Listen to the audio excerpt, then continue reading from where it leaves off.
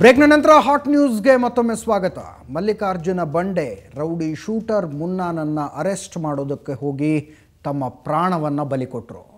ಅದೇ ರೀತಿಯಾಗಿ day to day basis ಮೇಲೆ ಪ್ರತಿದಿನ ಹೆಚ್ಚು ಕಡಿಮೆ ಪ್ರತಿದಿನ ಅಂಥ ಹಲವು ಕಾರ್ಯಾಚರಣೆಗಳನ್ನು ಬೇರೆ ಬೇರೆ ಅಧಿಕಾರಿಗಳು ಮಾಡ್ತಾ ಇದ್ದಾರೆ. ಅಂಥವರ ಪೈಕಿ ಕೆಲವರ ಧೈರ್ಯದ ಕಾರ್ಯಾಚರಣೆಯ ಕಥೆಗಳನ್ನು ಈ ವಿಶೇಷ ಸಿರೀಸ್ ಆ ಕ್ಷಣದಲ್ಲಿ ನಾವು ತೆಗೆದುಕೊಂಡು ಬರ್ತಾ ಇದ್ದೀವಿ. ಇಲ್ಲಿ ಇನ್ಸ್ಪೆಕ್ಟರ್ಗಳನ್ನು ಮಾತನಾಡಿಸಿರುವಂಥದ್ದು, ದುಷ್ಕರ್ಮಿಗಳನ್ನು ಹಿಡಿಯೋದಕ್ಕೆ ಹೋದಾಗ ಪ್ರಾಣಕ್ಕೆ ಅಪಾಯ ಎದುರಾದಂಥ ಸನ್ನಿವೇಶಗಳು. ಆ ಸಂದರ್ಭದಲ್ಲಿ ಚಾಕಚಕ್ಯತೆಯಿಂದ ಡಿಪಾರ್ಟ್ಮೆಂಟು ತಮಗೆ ಕೊಟ್ಟಿರುವಂಥ ಆಯುಧವನ್ನು ಬಳಸಿ ಫೈರ್ ಮಾಡಿ ಸಮಾಜಘಾತುಕರನ್ನು ಹಿಡಿದದ್ದು ಅಲ್ಲದೆ ತಮ್ಮ ಪ್ರಾಣವನ್ನು ರಕ್ಷಿಸಿಕೊಂಡು ತಮ್ಮ ಸಿಬ್ಬಂದಿಯ ಪ್ರಾಣಗಳನ್ನು ಕೂಡ ರಕ್ಷಿಸಿದ ಅಧಿಕಾರಿಗಳ ಕಥೆಗಳಿವು. ಇವತ್ತಿನ ಆ ಕ್ಷಣದಲ್ಲಿ ಇನ್ಸ್ಪೆಕ್ಟರ್ ಮೊಹಮ್ಮದ್ ರಫಿ ಮೆರೆದಂಥ ಸಾಹಸದ ಕಥೆ ಇದೆ ನೋಡಿ.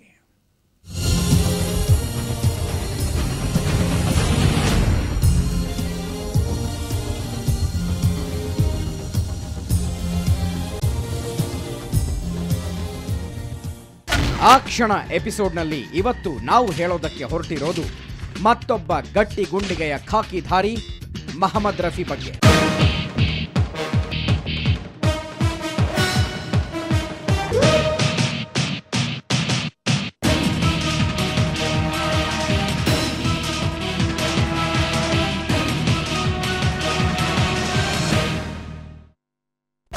ಈಗ ರಫಿ ಬೆಂಗಳೂರಿನ ಪುಲಿಕೇಶಿ ನಗರ ಸ್ಟೇಷನ್ನಲ್ಲಿ ಇನ್ಸ್ಪೆಕ್ಟರ್. ಆದರೆ ಪುನರ್ಜನ್ಮ ಪಡೆದ ಆ ರಾತ್ರಿ ಇವರು ಮಹದೇವಪುರ ಸ್ಟೇಷನ್ನಲ್ಲಿ ಇದ್ದರು. ಆವತ್ತಿನ ನೆನಪು ತೆಗೆದರೆ ಇವರ ಕಣ್ಣೆದುರಿಗೆ ಬರೋದು ಗರ್ಭಿಣಿ ಪತ್ನಿ ಮತ್ತು ಆ ಪತ್ನಿ ಆಡಿದ ಆ ಮಾತು. ನನ್ನ ಹೆಂಡತಿ ಬಂದು ಫಸ್ಟ್ ಅವತ್ತು ನನ್ನ ಹಾಸ್ಪಿಟ್ಲಲ್ಲಿ ಕೇಳಿದ ಕ್ವಶನ್ ನಮ್ಗೆ ಇಲಾಖೆ ಬೇಡ ಅಂತ. ನಮಗೇನು ದೇವ್ರೇನು ಕಡೆ ಮಾಡಿದ್ದಾನೆ, ಬೇಡ ನಮ್ಗೆ ಇಲಾಖೆ ಬೇಡ, ಸಾಕು ಬಿಟ್ಬಿಡಿ ನೀವು ಅಂತ.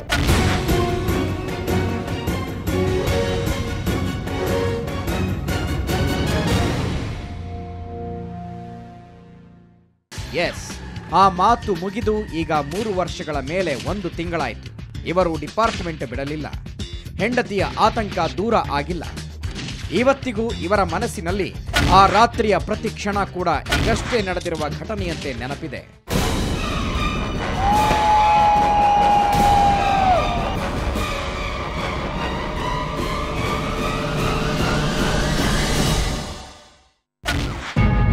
ಎರಡು 2011 ಜನವರಿ 1 ಮಧ್ಯರಾತ್ರಿ 1 ಗಂಟೆ.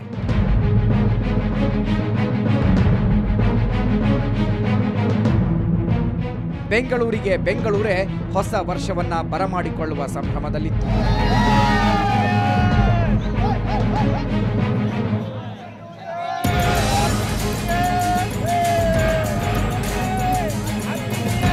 ಆವತ್ತು ಯಥಾ ಪ್ರಕಾರ ನಮ್ಮ ಪೊಲೀಸರಿಗೆ ಡಬಲ್ ಡ್ಯೂಟಿ, ಬಿಗಿ ಬಂದೋಬಸ್ತು.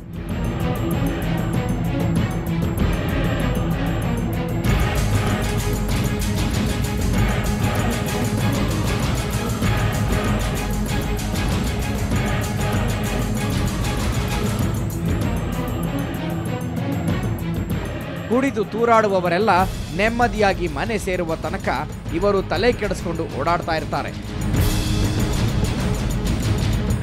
ಅಂತಹ ಸಂದರ್ಭದಲ್ಲಿ ಇನ್ಸ್ಪೆಕ್ಟರ್ ರಫಿ ಅವರಿಗೆ ಒಂದು ಫೋನ್ ಕಾಲ್ ಬಂತು. ಅವತ್ತು ಕೂಡ ನೈಟ್ ರೌಂಡ್ಸ್ ಇತ್ತು. ನಾನು ನೈಟ್ ರೌಂಡ್ಸಲ್ಲಿದ್ದೆ. ನಮ್ಮ ಮಾದೇಪುರದಲ್ಲಿ ಕೆಲಸ ಮಾಡ್ತಾ ಇದ್ದೆ. ನಾನಾಗ ನೈಟ್ ಒಂದು 11 ಗಂಟೆಗೆ ACS ಲೇಔಟ್ ಅಂತಿದೆ, ಅಲ್ಲೊಂದು ಕೆರೆ ಇದೆ, ಚಿನ್ನಪ್ಪನಹಳ್ಳಿ ಕೆರೆ ಅಂತ ಕರೀತಾರೆ ಅದನ್ನ. ಅಲ್ಲಿಂದ ಯಾರೋ ಫೋನ್ ಮಾಡಿದ್ರು ನನಗೆ, ಹಿಂಗೆ ಯಾರೋ ಅನುಮಾನಾಸ್ಪದ ಓಡಾಡ್ತಾ ಇದ್ದಾನೆ, ಸ್ವಲ್ಪ ಬೇಗ ಬನ್ನಿ, ಮನೆಯಲ್ಲಿ ಬಾಗಿಲೆಲ್ಲ ತಟ್ಟಿದ್ದಾನೆ ಅಂತೇಳಿ. ಇಮಿಡಿಯೇಟಾಗಿ ನಾನು ಮತ್ತು ನನ್ನ ಸಹೋದ್ಯೋಗಿ ಸಬ್ ಇನ್ಸ್ಪೆಕ್ಟರ್ ಮಂಜುನಾಥ್ ಇದ್ದರು ಮತ್ತು ಇನ್ನೂ ಸಿಬ್ಬಂದಿಯವರಿದ್ದರು. ಎಲ್ಲರನ್ನೂ ನಾನು ಕರ್ಕೊಂಡು ಎಲ್ಲಿ ಅವ್ರು ಹೇಳಿದ್ರು ಅಲ್ಲಿಗೆ ಹೋದೆ. ಅಲ್ಲಿಗೆ ಹೋದಾಗ ಅದು 2 ಆಪ್ಷನ್ ಇದ್ದಿದ್ದು ಆತನಿಗೆ. ಅಲ್ಲಿ ನನಗೆ ಗೊತ್ತಿತ್ತು 2 ಕಡೆ ಬ್ಲಾಕ್ ಮಾಡಿದ್ರೆ ಎಲ್ಲೂ ಓಡೋಕ್ಕಾಗಲ್ಲ ಅಂಥೇಳಿ.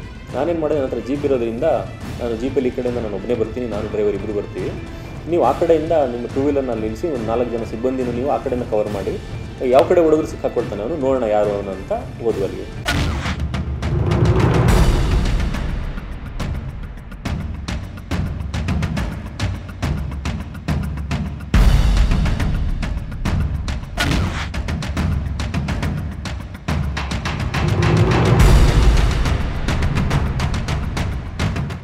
ಅದೊಂಥರ ಹುಲ್ಲಿನ ಮೆದೆಯಲ್ಲಿ ಸೂಜಿ ಹುಡುಕುವ ಕೆಲಸ.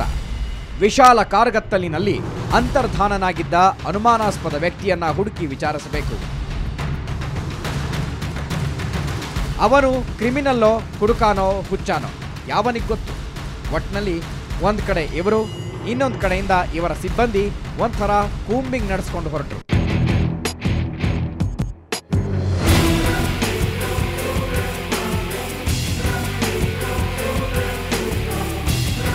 ಒಂದು ಕಡೆ ರಫಿ ಅವರಿಗೆ ಒಂದು ಅಸ್ಪಷ್ಟ ನೆರಳು ಅಲ್ಲಾಡೋದು ಕಾಣಿಸ್ತು. ನನಗೆ ಕಂಡುಬಿಟ್ಟ. ನನಗೆ ಕಂಡು ನಾನು ಇಳಿಯೋಷ್ಟೊತ್ತಿಗೆ ಅವನೇನು ಮಾಡ್ದ, ಮಂಜುನಾಥ್ ಕಡೆ ಓಡೋಕ್ಕೆ ಸ್ಟಾರ್ಟ್ ಮಾಡ್ದ. ಮಂಜುನಾಥ್ ಆ ಕಡೆ ಇರೋದು ಅವನಿಗೆ ಗೊತ್ತಿಲ್ಲ. ಯಾವಾಗ ಅವ್ನು ಮಂಜುನಾಥ್ ಮತ್ತು ಸಿಬ್ಬಂದಿ ನೋಡಿದ್ನೋ ನಿಂತ್ಕೊಂಡು ಮತ್ತೆ ವಾಪಸ್ ನನ್ನ ಕಡೆಗೆ ಓಡ್ಬಿಡೋಕ್ಕೆ ಸ್ಟಾರ್ಟ್ ಮಾಡ್ದ. ಅವನು ನನ್ನ ಕಡೆಗೆ ಯಾವಾಗ ಓಡ್ ಬರ್ತಾಗಿನ್ನೋ ನಾನು ಯಾಕಂದರೆ ಜೀಪಿಂದ ಕೆಳಗಡೆ ಇಳಿದೆ. ಜೀಪಿಂದ ಕೆಳಗಡೆ ಸ್ವಲ್ಪ ಮುಂದೆ ಬರೋ ಅಷ್ಟೊತ್ತಿಗೆ ಅವ್ನು ಓಡಲಿಲ್ಲ, ನಿಂತ್ಕೊಂಡು ಅಲ್ಲೇ ನಿಂತ್ಕೊಂಡಿದ್ದಾನಲ್ಲ, ಇನ್ನೇನು ಈಸಿಯಾಗಿ ಇಟ್ಕೋಬೋದು ಅವನಿಗೆ, ಇನ್ನೇನು ತೊಂದರೆ ಇಲ್ಲ, ನೋಡೋಣ ಅಂತ ಅವ್ನ ಹತ್ರಕ್ಕೆ ಹೋದ್ವು ಅಷ್ಟೇ.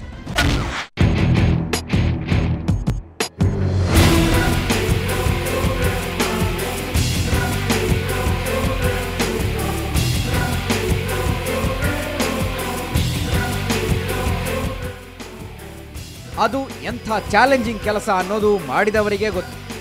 ಎದುರಿಗಿರೋದು ಹಾವು ಅನ್ನೋದು ಗೊತ್ತಿದ್ದರೆ ಅದು ಕಚ್ಚುತ್ತೆ ಅನ್ನುವ ಸ್ಪಷ್ಟ ಕಲ್ಪನೆ ಇರುತ್ತೆ. ಆದರೆ ಇಲ್ಲಿರೋನು ಮನುಷ್ಯ. ಅವನೆಂತಹ ಮನುಷ್ಯನೋ ಗೊತ್ತಿಲ್ಲ. ಎಚ್ಚರಿಕೆಯಿಂದ ಹೋಗಿ ಅವನ ಹೆಗಲಿಗೆ ಕೈ ಹಚ್ಚಬೇಕು. ಅವನು ಸುಮ್ಮನೆ ಶರಣಾಗಿ ಬಿಟ್ಟರೆ ಒಳ್ಳೆಯದು, ವಿಚಾರಣೆ ನಡೆಸಬಹುದು. ಆದರೆ ರಫಿ ಕೇಸ್ನಲ್ಲಿ ಆವತ್ತು ಹಂಗಾಗಲೇ ಇಲ್ಲ. ಹಾಗಾಗಿದ್ರೆ ಇವತ್ತು ಹೀಗೆ ಅವರು ಸುದ್ದಿ ಆಗ್ತಾ ಇರಲಿಲ್ಲ.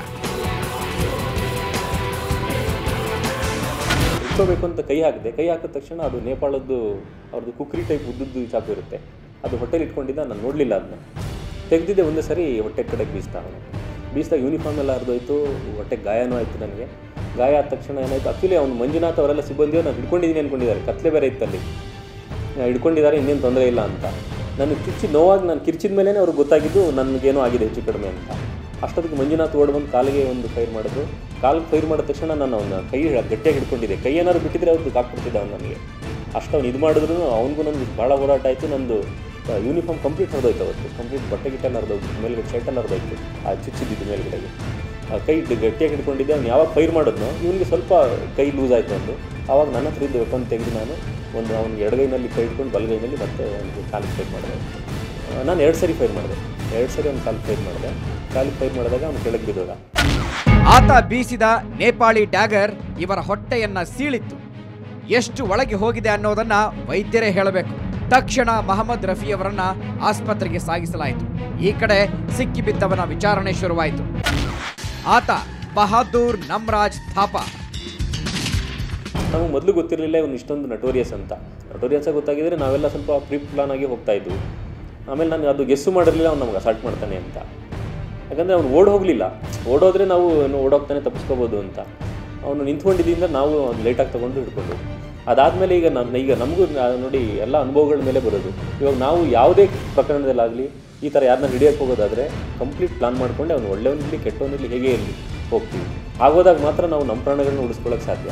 ಇಲ್ಲಾಂದರೆ ಯಾವುದೇ ಯೋಜನೆ ಇಲ್ಲದೆ ಅಥವಾ ನಾವು ಸರಿಯಾದ ಸಿಬ್ಬಂದಿನ ಕರ್ಕೊಳ್ಳದೆ ನಾವು ಒಬ್ಬರೇ ಹೋಗಿ ಅಥವಾ ಇನ್ನೇನೋ ಮಾಡೋಕ್ಕೆ ಹೋದಾಗ ಅನಾಹುತಗಳು ಖಂಡಿತ ಆಗ್ತವೆ. ನೋಡಿ ಬಂಡೆಯವರ ಸಾವನ್ನಲ್ಲೂ ಯೋಜನೆಯಲ್ಲಿ ಎಲ್ಲೋ ಒಂದು ಸ್ವಲ್ಪ ತಪ್ಪಿದೆ ಅನಿಸುತ್ತೆ ನನಗೆ. ಇಲ್ಲಾಂದರೆ ನಮ್ಮವ್ರು 15 ಜನ ಹೋಗಿ ಅವನೊಬ್ಬನ್ನ ಹಿಡಿಯೋಕ್ಕಾಗಲಿಲ್ಲ, ಅವನೊಬ್ಬನ್ನ ಅಥವಾ ಅಟ್ಯಾಕ್ ಮಾಡಿದಾಗ ಅವನ್ನ ಸರಿಯಾದ ರೀತಿಯಲ್ಲಿ ಹ್ಯಾಂಡಲ್ ಮಾಡೋಕ್ಕಾಗಿಲ್ಲ ಅಂದಾಗ ಎಲ್ಲೋ ಲೋಕದಲ್ಲಿ ಸ್ವಲ್ಪ ದೋಷ ಇದೆ ಅಂತ ಅನಿಸುತ್ತೆ ನನಗೂ. ನೋಡಿ, ಸಾರ್ವಜನಿಕರಿಂದ ಬಂದ ಒಂದು ಸಾಮಾನ್ಯ ಫೋನ್ ಕಾಲ್ನ ಸೀರಿಯಸ್ ಆಗಿ ತಗೊಂಡಿದ್ದಕ್ಕೆ ಅಷ್ಟೊಂದು ಕೇಸುಗಳು ಬಗೆಹರಿದವು. ಒಬ್ಬ ನಟೋರಿಯಸ್ ಹಂತಕ ಸಿಕ್ಕಿಬಿದ್ದ. ಮುಂದೆ ಆತ ಮಾಡಬಹುದಾದ ಅನಾಹುತಗಳನ್ನ ತಪ್ಪಿಸಿದಂತಾಯಿತು. ಆದರೆ ಆಗ ರಫಿ ತಲೆಯಲ್ಲಿದ್ದದ್ದು ಅದಲ್ಲ, ಮನೆಯಲ್ಲಿ ಒಬ್ಬಂಟಿಯಾಗಿರುವ ಗರ್ಭಿಣಿ ಪತ್ನಿಗೆ ವಿಷಯ ತಿಳಿಸೋದು ಹೇಗೆ ಅನ್ನೋದು. ಘಟನೆ ನಡೆದಾಗ ನನ್ನ ಹೆಂಡತಿ ಗರ್ಭಿಣಿ ಇದ್ದಿದ್ದರಿಂದ ನಮ್ಮನೆಯವ್ರು ನಾನೆಲ್ಲರಿಗೂ ಏನು ಹೇಳಕ್ಕೆ ಹೋಗ್ಬೇಡಿ ಮನೇಲಿ ಅಂತ ಮೀಡಿಯಾದಲ್ಲಿ ಬಂತು. ಮೀಡಿಯಾದಲ್ಲಿ ಬಂದಾಗ ನಮ್ಮ ಸುಮಾರು ಸಂಬಂಧಿಕರು ಸ್ನೇಹಿತರೆಲ್ಲ ನಮ್ಮ ಮನೆಗೆ ಫೋನ್ ಮಾಡಿ ಕೇಳಿದ್ದಾರೆ. ಬಟ್ ಯಾರೂ ಅವ್ರಿಗೆ ಹಿಂಗೆ ಅಸಾಲ್ಟ್ ಆಗಿದ್ದಿಲ್ಲ ಅಂತ ಕೇಳಿಲ್ಲ. ಎಲ್ಲಿದ್ದಾರೆ ಸಾಹೇಬರು, ಹೇಗಿದ್ದಾರೆ ಅಂತ ಕೇಳಿದ್ದಾರೆ. ನೈಟ್ ಔಟ್ ಮಾಡ್ಕೊಂಡು ಮನೇಲಿದ್ದಾರೆ ಅಂತ ಹೇಳಿದ್ದಾರೆ.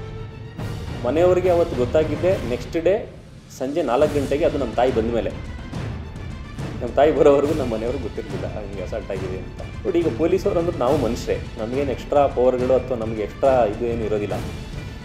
ಎಲ್ಲರಿಗೂ ಬರೋ ಭಾವನೆಗಳು ನಮಗೂ ಬರ್ತದೆ. ನಮಗೂ ಹೆಂಡತಿ ಮಕ್ಕಳಿರ್ತಾರೆ, ಅಣ್ಣ ತಮ್ಮಂದಿರ್ತಾರೆ, ತಂದೆ ತಾಯಿ ಇರ್ತಾರೆ, ಎಲ್ಲರ ನೆನಪು ಕಾಮನಾಗಿ ಬಂದೇ ಬರುತ್ತೆ ಅಂತ ಟೈಮಲ್ಲಿ. ಪ್ರತಿಯೊಬ್ಬರಿಗೂ ಬರುತ್ತೆ. ಯಾಕಂದರೆ ಅಸಾಲ್ಟ್ ಆಗಿದೆ, ಎಷ್ಟು ಗಾಯ ಆಗಿದೆ, ಏನಾಗಿದೆ ಯಾರಿಗೂ ಗೊತ್ತಿರೋದಿಲ್ಲ. ಅಂತಿಮವಾಗಿ ಎಲ್ಲರೂ ಒಂದು ನಿಮಿಷದಲ್ಲಿ ಇಡೀ ಸಂಸಾರದಲ್ಲಿರೋರೆಲ್ಲ ಒಂದು ನಿಮಿಷದಲ್ಲಿ ಮನಪಟ್ಟದಲ್ಲಿ ಬಂದು ಹೊರಟೋಗ್ತಾರೆ. ಅದೆಲ್ಲ ಆ ಕ್ಷಣ ಮಾತ್ರ. ಆದ ಗಾಯ ಮಾಯ್ದು ಮತ್ತೆ ಖಾಕಿ ತೊಟ್ಟು ಸೊಂಟಕ್ಕೆ ರಿವಾಲ್ವರ್ ಸಿಕ್ಕಿಸ್ಕೊಂಡು ಹೊರಟ್ರೆ ಮತ್ತೊಂದು ಫೋನು, ಮತ್ತೊಂದು ಇನ್ಫಾರ್ಮೇಶನ್, ಮತ್ತೊಬ್ಬ ಕ್ರಿಮಿನಲ್.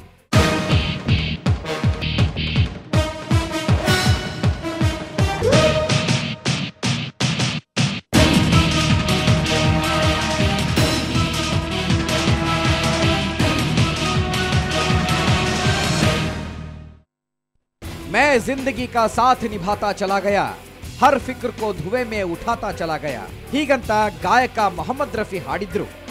ಈ ಮೊಹಮ್ಮದ್ ರಫಿ ಬದುಕಿದ್ರು. ನೋಡಿ, ಮನುಷ್ಯ ಹುಟ್ಟಿದ ಮೇಲೆ ಒಂದಿಲ್ಲ ಒಂದು ದಿವಸ ಸಾಯಲೇಬೇಕು. ಈಗ ಬಂಡೆ ಅಂತವ್ರು ಸಾವು ಯಾರಿಗೆ ಬರುತ್ತೆ ಹೇಳಿ? ಯಾರೋ ಒಬ್ಬ ಪ್ರತಿ ದಿವಸ ಸಾವಿರಾರು ಜನ ನಮ್ಮ ಪ್ರಪಂಚದಲ್ಲಿ ಸಾಯ್ತಾರೆ. ಆದರೆ ಪ್ರಸಿದ್ಧಿ ಆಗೋರು ಒಬ್ಬೊಬ್ಬರೇ, ಅದು ಬಂಡೆ ಅಂತವರು. ಅಂಥ ಸಾವು ಬರಲಿ ಬಿಡಿ, ಇವತ್ತು ರೆಡಿ ಇದೀವಿ ನಾವು ಸಾಯೋಕ್ಕೆ. ಅಂತಹ ಇನ್ನೊಂದು ಸಾವು ನಾವು ನೋಡೋದು ಬೇಡ. ಆದರೆ ಸಾಯೋದಕ್ಕೆ ಸಿದ್ಧರಾದ ಅಧಿಕಾರಿಗಳ ಗುಂಡಿಗೆ ಎದುರು ಕೊಲ್ಲೋದಕ್ಕೆ ಸಿದ್ಧರಾದ ಕ್ರಿಮಿನಲ್ಗಳ ಧೈರ್ಯ ಏನೇನೂ ಅಲ್ಲ. ಅದಕ್ಕೆ ನಮ್ಮ ಸಮಾಜದಲ್ಲಿ ಇನ್ನೂ ನೆಮ್ಮದಿ ಎನ್ನುವ ಶಬ್ದ ಚಾಲ್ತಿಯಲ್ಲಿರೋದು. ರವಿಕುಮಾರ್, ಕ್ರೈಮ್ ಬ್ಯೂರೋ, ಸುವರ್ಣ ನ್ಯೂಸ್, ಬೆಂಗಳೂರು. मैं जिंदगी का साथ निभाता चला गया.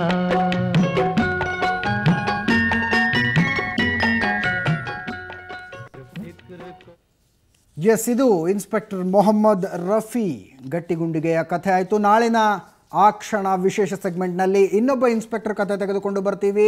ಇಲ್ಲಿಗೆ ಹಾಟ್ ನ್ಯೂಸ್ನ ಮುಗಿಸ್ತಾ ಇದ್ದೀನಿ. ಇದು ಆಯಾ ದಿನದ ದೊಡ್ಡ ಸುದ್ದಿಯನ್ನು ವಿವರವಾಗಿ ಕೊಡೋ ವಿಶೇಷ ಕಾರ್ಯಕ್ರಮ. ಪ್ರತಿದಿನ ಸಂಜೆ 6:30ಕ್ಕೆ ಪ್ರಸಾರ ಆಗುತ್ತೆ, ತಪ್ಪದೆ ನೋಡಿ.